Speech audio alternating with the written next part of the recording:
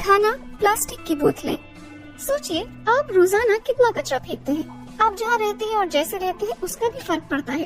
भारतीय हर रोज औसतन 500 ग्राम कचरा फेंकते हैं, लेकिन प्रति व्यक्ति कचरा पैदा करने के मामले में अमेरिका वर्ल्ड चैंपियन है। दुनिया में 8 अरब लोग 2.1 अरब टन कचरा हर साल पैदा करते हैं। संयुक्त राष्ट्र के मुताबिक 38% कचरा गलत जगह पर मिलता है। न जमा करते हैं, न ट्रीटमेंट, न ही फेंकने का प्रबंध। Aditi Ramola international solid waste association में तकनीकी निदेशक है। वो इस अध्ययन की सुपरवाइजर थी। विकल्पों के अभाव में लोग आखिरकार क्या करते हैं? वे अपना कचरा या तो जलाने लगते हैं या फेंक देते हैं या एक गड्ढा खोदकर उसमें डाल देते हैं। कूड़े की ऐसी साइटों पर कोई पर्यावरणीय कंट्रोल नहीं होता। बारिश होने के साथ ही कचरे में पानी रिस आता है और तमाम भारी रसायनों और बैक्टीरिया का एक जहरीला कॉकटेल बनाता है जिसे लीचेट कहते हैं। ये पर्यावरण में रिस रहा है, पानी के स्रोतों के जरिए, मिट्टी या हवा के माध्यम से। ये तमाम उत्सर्जन पर्यावरण में मिल रहे हैं और इंसानी सेहत को भी नुकसान पहुंचा रहे हैं। मेरा मतलब है कि ये जहरीले केमिकल हमारे भोजन तंत्र में भी जा रहे हैं।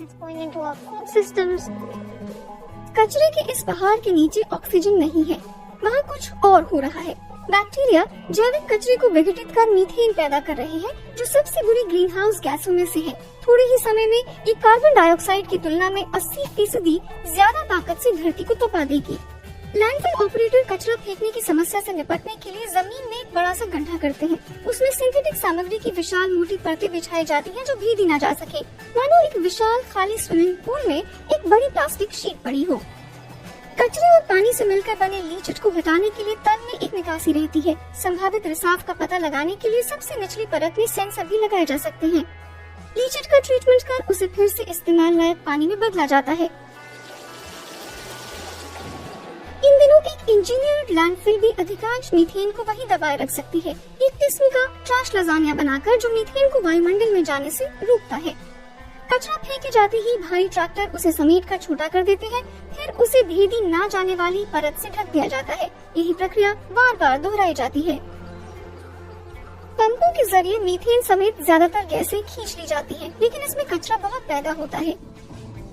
भारत जैसे देशों में जहां 50% कचरा गीला होता है, उसे लैंडफिल में ना डाला जाए तो काफी असर पड़ सकता है। कुछ जगहें इसमें काफी कामयाब रही हैं। जैसे मैसूर को ही लें, 10 लाख से ज्यादा की आबादी वाले शहर में रोजाना 400 से 500 टन कचरा निकलता है। अधिकारियों ने एक डिसेंट्रलाइज्ड यानी विकेंद्रीकृत सिस्टम तैयार किया, जिसमें कचरे को जमा कर फिर उसे छांटकर घरों के पास ही कंपोस्ट बना दिया जाता है। मैसूर में करीब 50% कचरा कंपोस्ट बन जाता है। जमा करने वाले घर घर जाते हैं। अगर लोग ठीक से अपना कचरा छांट कर नहीं रखते हैं तो उन पर जुर्माना लगता है।